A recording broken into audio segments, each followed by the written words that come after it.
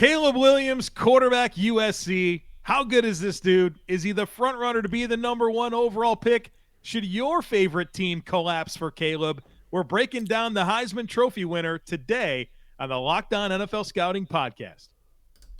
You are Locked On NFL Scouting with the Draft Dudes, your daily podcast for NFL and college football scouting. Part of the Locked On Podcast Network, your team every day. What's better than this? It's guys being dudes here on the Locked On NFL Scouting Podcast. We're the Draft Dudes. I'm Joe Marino from Locked On Bills. He's Kyle Crabbs from Locked On Dolphins. And we are your NFL experts here with you daily to talk team building across the league on the Locked On NFL Scouting Podcast with the Draft Dudes, part of the Locked On Podcast Network, your team every day. I'd like to thank you for making Locked On NFL Scouting your first listen every day. And, of course, a big ol' welcome to our everydayers. You know who you are. Those of you who never miss a single show, whether we're talking Caleb Williams, the Texans, or the Steelers, we appreciate y'all being here very, very much. Happy Kyle almost implodes his desk during the intro day to you. What happened? What happened there? So I went to pick up my mug, and my mug was attached to the Hard Rock Stadium coaster that I have. So I picked them up, and the coaster came with the mug and then fell off after it got about 3 inches off the desk. So my apologies to you, but you held your composure very well. I did. Wanted to power through. Got through it. Welcome. What's up? Just hanging out. It's Tuesday, May 16th, 2023. I was told you have a surprise. Is it Caleb Williams or non-Caleb Williams related? I already gave you the surprise. I came up with a cool hashtag, Collapse for Caleb. Collapse for Caleb. Got it. That's the surprise. And you saw I had a visual reaction to Collapse for Caleb. So I don't know if I Twitter search that, will that be a thing? You know what? I don't know. And my apologies to whatever account has potentially already came up with it. But when I developed the cold open for today's podcast, I thought I hit a gold mine there with Collapse for Caleb. Because you gotta have the hashtag for the big time quarterback, whatever your tanking hashtag. Suck for luck, tank for Tua. Yeah. Whatever they were. Okay, so I see... Tank for Trevor, right? Tank for Trevor, yeah. Tuanis Raider in December 11th, 2022 said collapse for Caleb is a go, but he didn't hashtag it. Okay, it's mine. Hold on. It's proprietary for sure. No, there's a few. Ben Daku?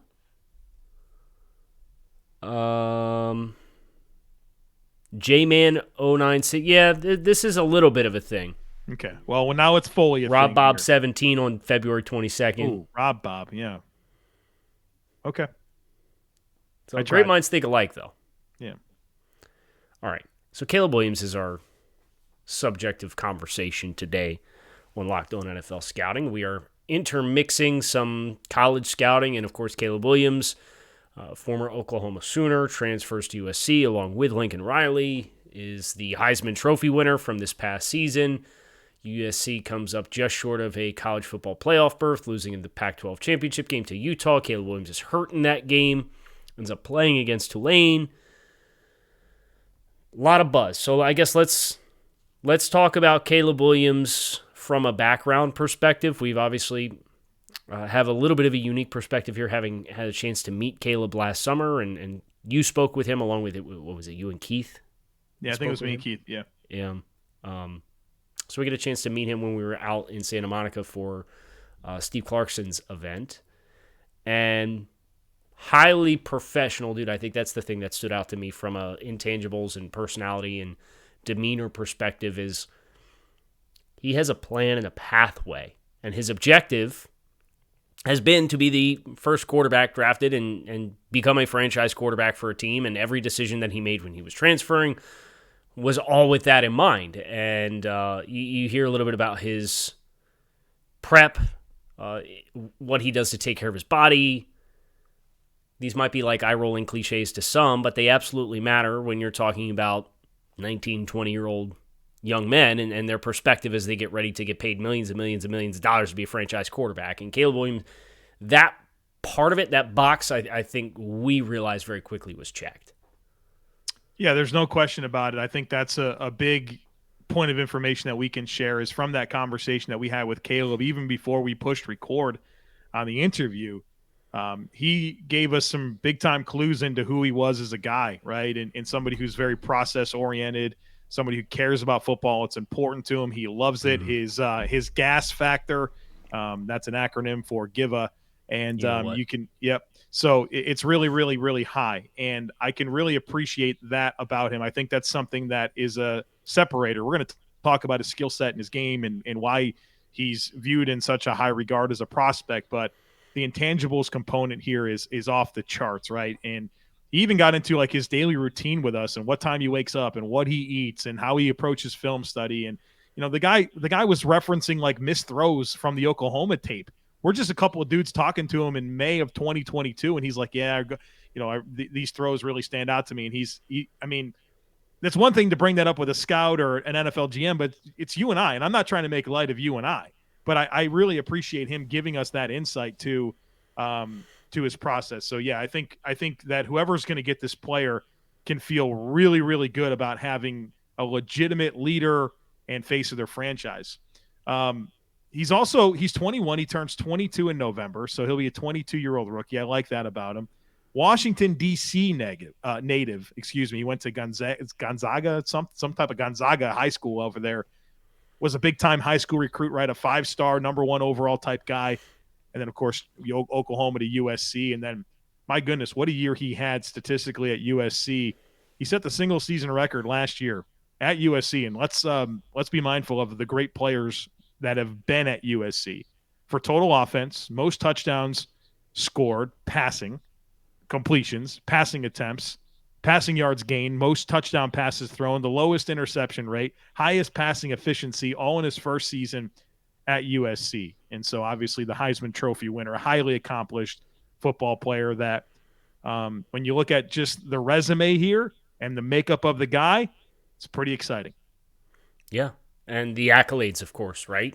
I mean, this is two blue blood programs with Oklahoma and USC, and the production speaks for itself, and winning the Heisman Trophy. And I think this will be a good year on the heels of winning the Heisman to kind of see what the encore looks like, right?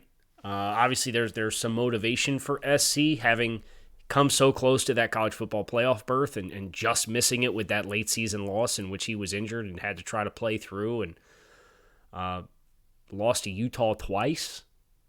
So I certainly have a potential showcase there as one that I'm really eager to see. Obviously, they put up points in the first game. They lost, what was it, 45-42 or something like that, and I don't think they punted on their first 4 possessions or something like that. But I'm excited for Caleb Williams to see what the encore to last season was like. But this is a player from a skill set perspective, as we get ready to talk about the skill set, Joe, that I really don't care all that much if there's a regression statistically, because the skill set, there's a very clear floor, there's a very clear ceiling, there's a very tangible base that you're going to be acquiring to develop into whatever system that you try to run at the NFL level that I think gives him a very high chance of being successful. All right, so I'm not worried about a statistical regression, even if one does exist. All right, so we're going to talk about the skill set here in just a moment. Let me one more talking point here. He started the Caleb Cares Foundation. It's dedicated to anti-bullying, mental health awareness, and youth development. So another really cool endeavor that he's already embarked upon here in his young football journey. All right, so like I said, the skill set's coming up here in just a moment, but first, need to tell you about FanDuel. Make a fast break to FanDuel during the NBA playoffs, because right now, new customers can get a no-sweat first bet up to $1,000. That's $1,000 back in bonus bets if your first bet doesn't win. So we got the NBA playoffs, we got the NHL playoffs, MLB is in full swing.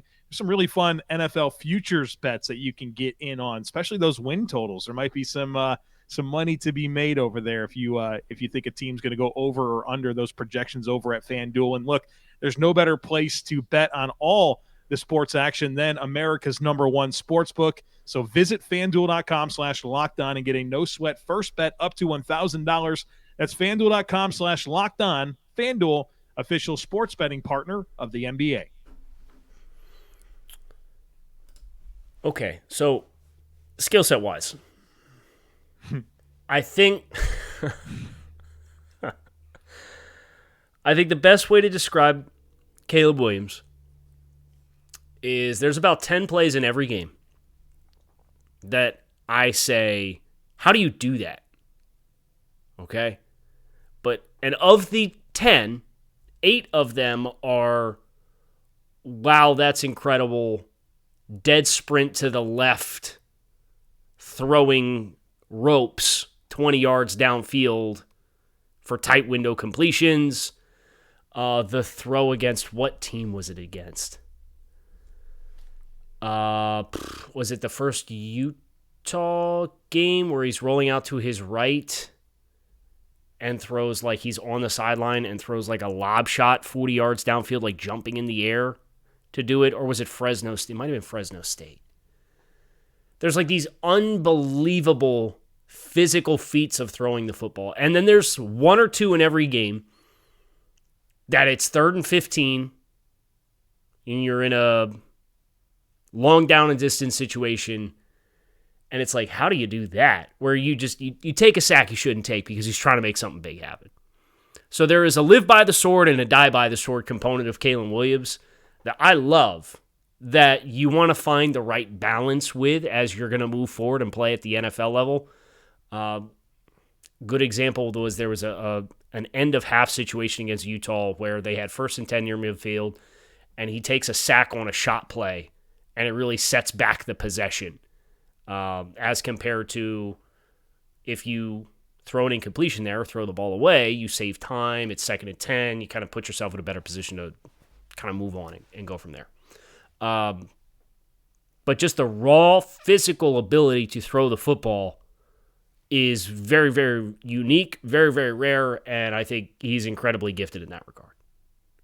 He's got plus arm strength, right? Easy gas on the football, and can really hammer the football outside the numbers, and really has access to the entire field. There's no question about that. And you mentioned just the creativity, the pocket movement, the instincts, the vision. It's all really, really top-level stuff. His ability to move and throw off platform and make every throw from every arm angle and every platform. That's really, really exciting, and it works, right? It's something that we've seen the NFL be able to maximize. I think one of my favorite things about Caleb Williams is when you consider all of those plus traits that he offers, and I'm really surprised just how controlled he is, right? He's doing really hard things on a football field. He's really navigating tight quarters and finding platforms and making hard throws, but he's really, really poised and controlled through all of it. And for a guy that's as dynamic of a playmaker that he is, I'm really impressed with how well he takes care of the football. He's not a guy that puts it in harm's way. When he was under pressure last year, 14 touchdowns, 0 interceptions, and a passer rating of 116. Very little in the way of just kind of being reckless. So to be that dynamic and that instinctive in really making those jaw-dropping plays, to do it while also not putting his team in bad situations for the most part is really, really impressive to me. Now, he could be aggressive, right? He could be aggressive with, I think, not necessarily where he puts the football, but how he chooses to navigate the pocket. I mean, there's some stuff on there that, you know, is borderline crazy with how he can avoid pressure and pedal out of situations, and, you know, his elusiveness and just comfort in himself to be able to make people miss and extend plays. And there's a few times where he puts himself in a compromising situation. Like you mentioned, he'll take a sack, or he'll wind up kind of having to throw the ball off his back foot. But for the most part, this is a really dynamic player that makes dynamic plays, but also does so while taking care of the football. Yeah. I think of the 5 games that I watched, there was like one egregious decision, and it was early against UCLA. Where he didn't see that underneath defender against UCLA. Man, I don't know. That hook curl defender. It was a little late, though. Right? Yeah, it was a little late on that cross, and he kind of put it out there to put it out in front of him for run after catch, but that hook curl think it was a vertical on the other side of the field that kind of lifted out of there, so there wasn't really anything to hold that hook curl. So he kind of just drifted and followed his eyes, and easy interception. So you mentioned the stuff in the pocket. I think what really impressed me, the stuff off script really pops. The stuff with a free runner and when he's hot and making the first guy miss, that all obviously pops. I was impressed with the amount of times, because this is a player, we're going to have the talking point about how long he holds on to the football and the translatability of some of that kind of stuff to the next level. But I came away with a lot more confidence than I was expecting to have, because you see a lot of consistent reps of like good footwork with a hitch at the top where stuff is in rhythm. He's willing and very comfortable to climb the pocket. You know, a lot of these quarterbacks at the college level, they're so eager to get outside the pocket. They're so eager to flush and kind of get out on the edge. And Caleb Williams does that. But within structure, you see back foot hits the ground. He's usually aligned to throw. I don't see him get up on top of his toes too much. When he's working ball fakes and in the pocket, he does a nice job getting himself set up as he rides that ball fake, and as he comes out, he's already lined up to throw. He's got a nice, strong base. He's comfortable in the chaos of a pocket. Some of his best throws were dimes stepping up into the pocket in crowded spaces and pushing the ball down the field. That stuff gives you such a high level of confidence that this is not just a player with that kind of wild stallion tendency that you're really enthused by, but you're not quite sure whether or not you're going to feel that same comfort at the NFL level. I think he shows that baseline. I want to use the word greedy. At times he's greedy, but greedy in a good way. Like he's greedy in the sense that he wants these big plays to happen. If there's scheme throws, he's going to execute the scheme throws. If there's progressions, you'll see him work through the progressions and then kind of come back to the other side and work his way all the way through. He doesn't consistently take the checkdowns. He will look to run, but he'll run to throw instead of run to run.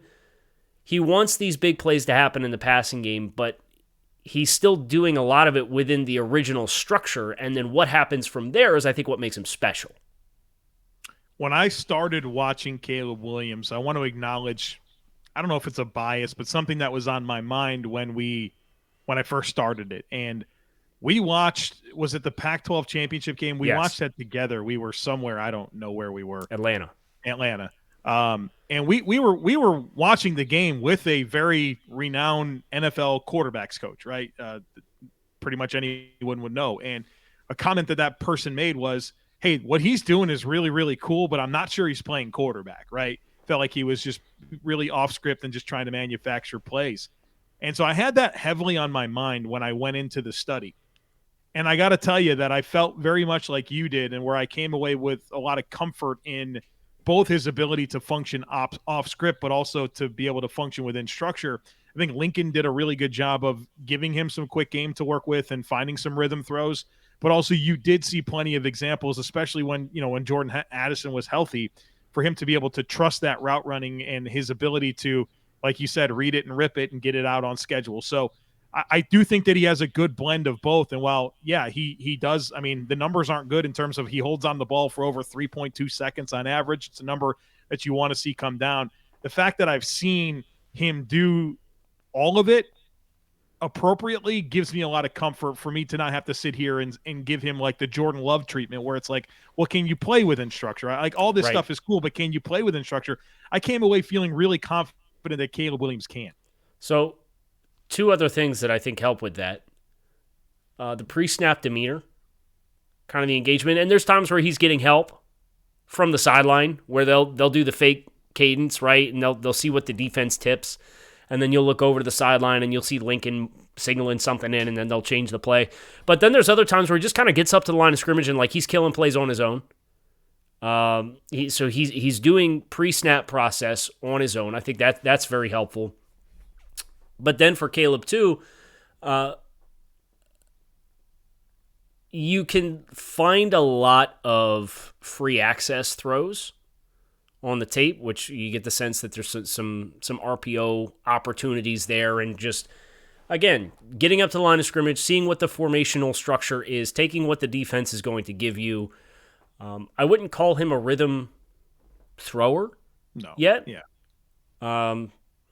But you have all these different examples of things that you can extrapolate and start to pull from and say, okay, well, he very clearly has a cognitive awareness of this, and he understands what he's doing here.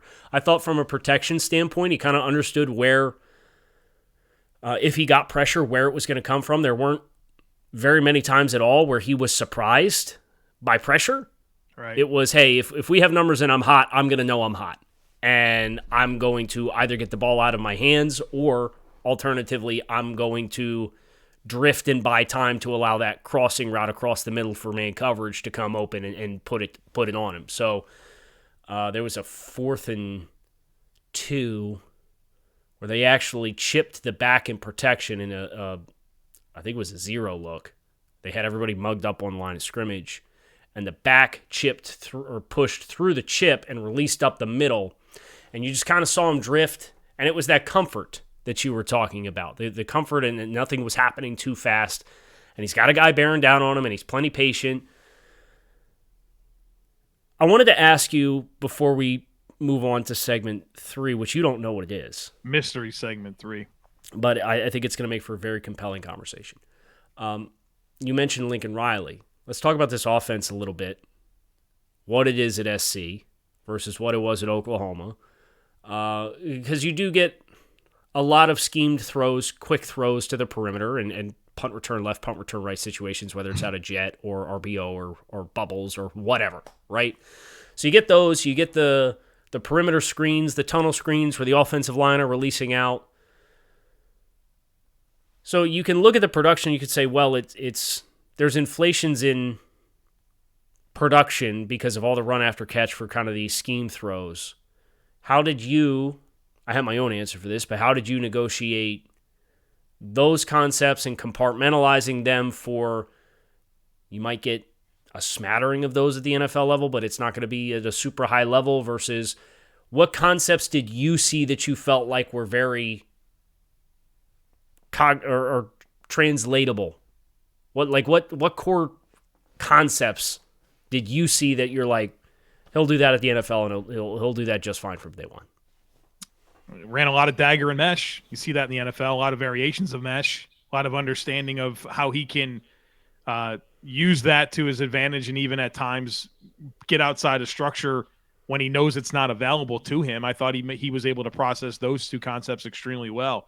But yeah, I mean, there's a fair amount of that, like you mentioned, just quick throws to the perimeter, and they create after the catch. But I don't know, like the skill set's the skill set, right? I mean, the ability to make every throw, the accuracy, the creativity. I think I don't have much concern about however you want to utilize this quarterback. Like I feel like he's going to be a yes for you.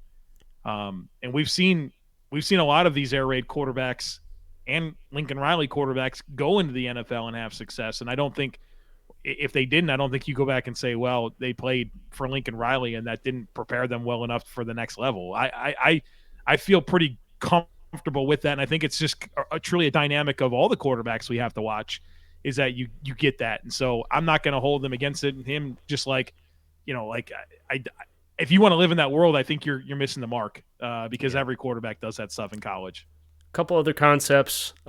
They ran post sale a number of times. That sail route he threw really well. Was that in the Stanford game? He had a bomb to Addison? The post. Yeah, dude. Post. That was a rope. So he held that one a long time too. He let it clear. Yep. Lincoln kind of has these late developing, they're almost like Y cross that turn into spikes where they'll run a post on the front side of the play, and then the backside crosser crosses shallow in case you're going to zone match it, and the corner usually runs out with the post, and then the cross spikes into the front side third, and he hit that a couple of times.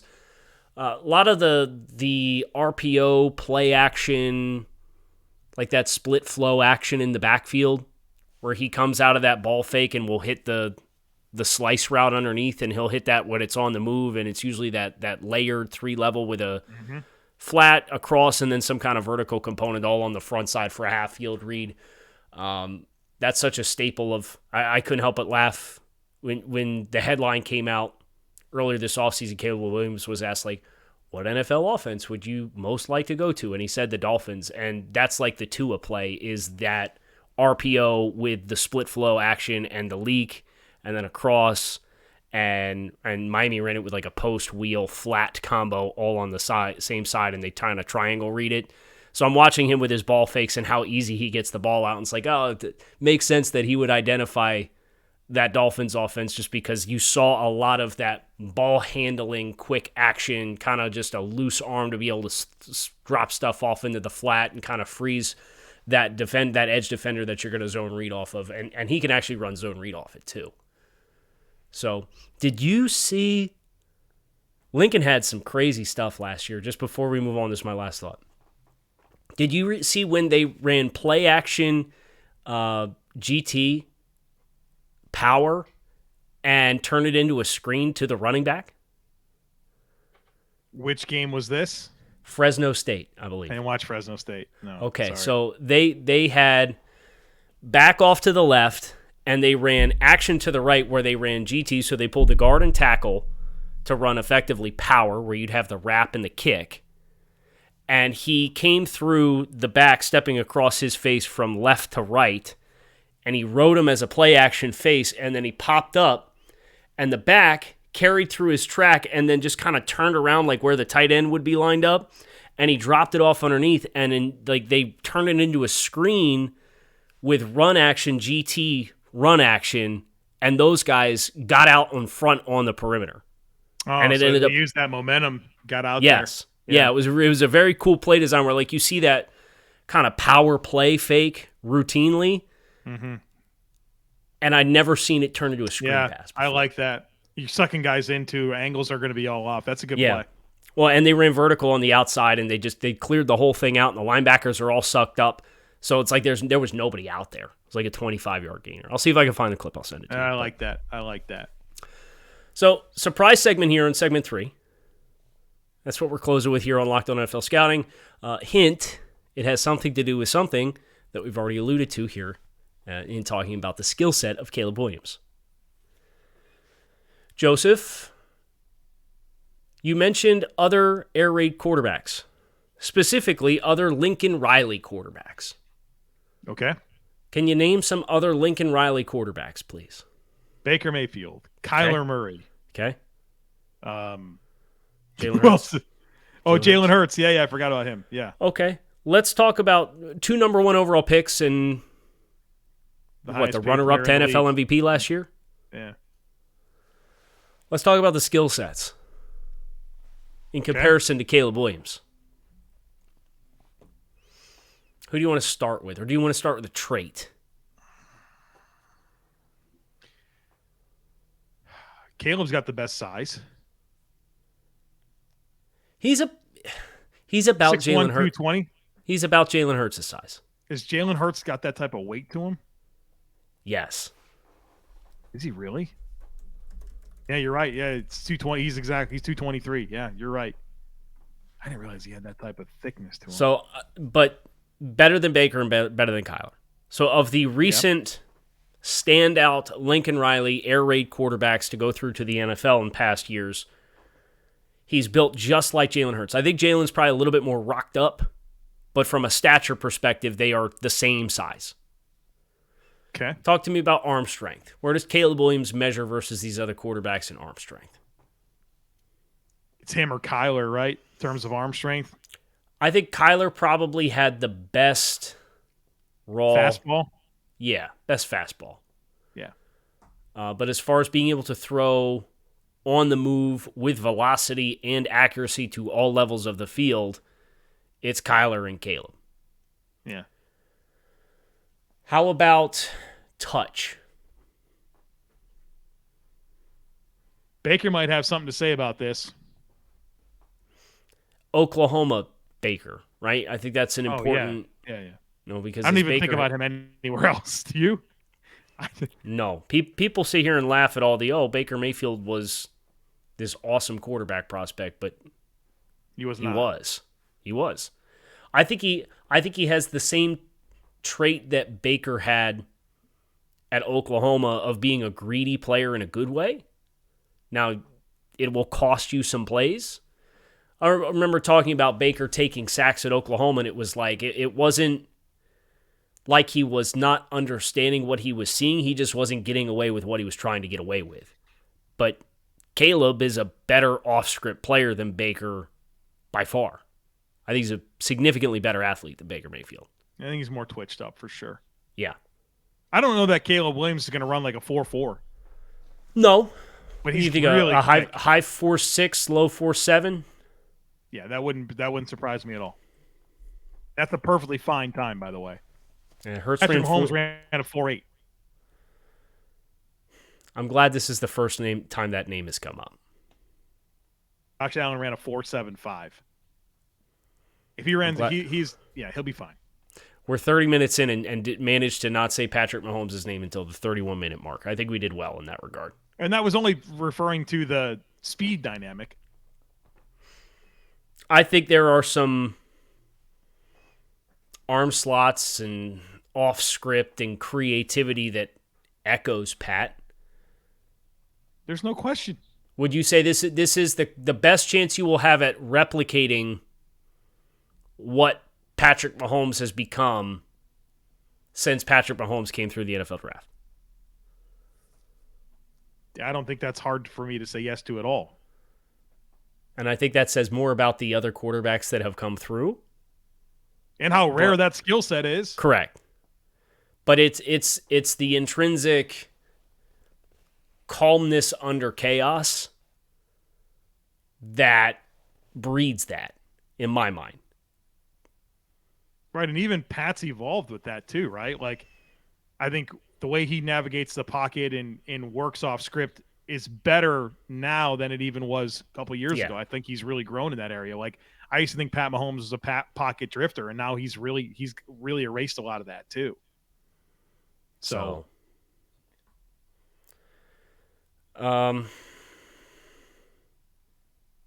okay, of these other Oklahoma quarterbacks, of the other Lincoln Riley quarterbacks, trying to think of what else we would want to compare them to Caleb in.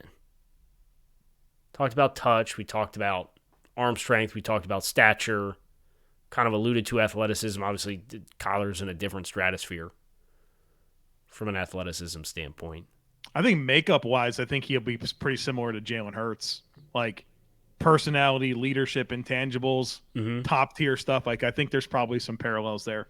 I bet you Lincoln coached him pretty similarly. So, kind of feels like Caleb Williams is this mix-up of seemingly all of the best qualities of Lincoln's top quarterbacks from the last 6, 7, 8 years. I don't think there's any question, right? Where does he come up short versus any of those other quarterbacks? Maybe you wish he was as explosive athletically as Kyler. I mean, but who cares? But it's not a backbreaker because he still has those dagger plays where you get him in these tough down and distance situations, or you have him dead to rights, and he'll still extend the play and get you a first down. And it just breaks the will of the defense. I'd take Caleb Williams 100 times out of 100 over Kyler Murray, and maybe that's a decision Arizona's going to have to make. I have a take. I'm not really sure it matters what happens this year for Caleb. My expectation is that he is going to be a highly graded quarterback coming out of the draft for me than any player going back to Joe Burrow. Oh, yeah. There's no question about that. That includes Trevor Lawrence. Do you put Trevor Lawrence in the bucket? I would agree. I like Caleb better than Trevor Lawrence. Okay. And that was I kind of came to that very quickly. I haven't thought about it until this moment, but it wasn't hard for me to say yes to that. Well, Trevor coming out, obviously, There was some decent parallels for the offensive system. I think they're probably comparable athletes. Yeah. I think Trevor Lawrence is awesome, by the way. Can we like that wasn't Oh, you're not going to put him in like your QB tier 6 in the AFC? No, he's not. He's not in that. Can I bring this up before we close? Yes. Have you seen USC schedule next year? I have not. All right, check this out. So we host 3 in a row to open up the year, hosting San Jose State, Nevada, and Stanford. Then 2 Arizona State. Cakewalks. At Colorado. Year 1 in Dion, that's probably going to be a significant talent advantage. Hosting Arizona. 2 Notre Dame. Hosting Utah. At Cal. Hosting Washington. At Oregon. They're going to cruise, man. They're going to cruise. Well, they got to watch out for the Utah game. Of course they do. That I feel like Utah's going to have a fair amount of turnover, though. Although Cam Rising's back, if I'm not mistaken. Yeah, and they got the other tight ends back, too. Queethy, yeah. Brant. Utah's always tough, right? They're always a good team. At least they get it at home this year during the regular season. You have to think Notre Dame's going to have a little bit of a bounce back as well. They're undefeated going into Notre Dame. There's no question. Yeah, they're 6-0. They're 6-0, and then they have to negotiate at Notre Dame, Utah, and at Oregon to close the year, and then hosting UCLA Pac-12 championship. It's not going to be about Caleb Williams. It's about Alex Grinch in this defense. Right? Can they figure it out? Can they tackle anybody? Okay, that's fun. We had a couple of good football players here to start our summer scouting with Marvin Harrison and Caleb this would instantaneously be 1-2 on this past year's draft class. Yeah, no question. So the draft hype is back. Even 2 years ago. The last 2 years have been a little tough. Right, dude. We got legit blue chippers here. 22 and 23 draft classes were a little bit of a slog. Not the case this time around. And we're not done either. Like, we got some more blue chip talent along the way as well, which we're going to continue to intermittently mix into our content. Joe, who do we have for tomorrow? What NFL franchise do we have tomorrow? Oh, man. I think it's Washington. We're going to take command on Wednesday. Take command tomorrow, yeah. All right. So you got an NFC East team to look forward to. We are building to, on Friday, a look at the class of 2022 starting quarterback situation. So we're looking at Kenny Pickett. We're looking at Sam Howell. We're looking at Desmond Ridder. That means we're doing the Falcons on Thursday. I'll do the same thing that we did last Friday for this year's rookies. We will do for second-year players. And then the following week, do you know who our college prospect is next week? Mm-hmm. Olu Fashanu, offensive tackle, Penn State. Okay. Another blue chip caliber prospect that really showed exciting growth last year. And then we are doing teams from the 2021 quarterback class, the Chicago Bears and the Jacksonville Jaguars. Are we doing the San Francisco 49ers? We got them down. We got them down. Well, if it's not Trey Lance, it's Brock Purdy, right? Right, yeah, and then we got to get him caught up anyway, so yeah, for the class of 2022. So lots of good content coming over the next couple weeks, so make sure you keep it locked in right here on Locked On NFL Scouting. I'm Kyle Crabbs. He's Joe Marino. You can find us on YouTube or wherever you listen to your favorite podcasts. Enjoy the rest of your Tuesday. Hit subscribe, like the video, come on back. See us again soon. Talk to you tomorrow. Peace.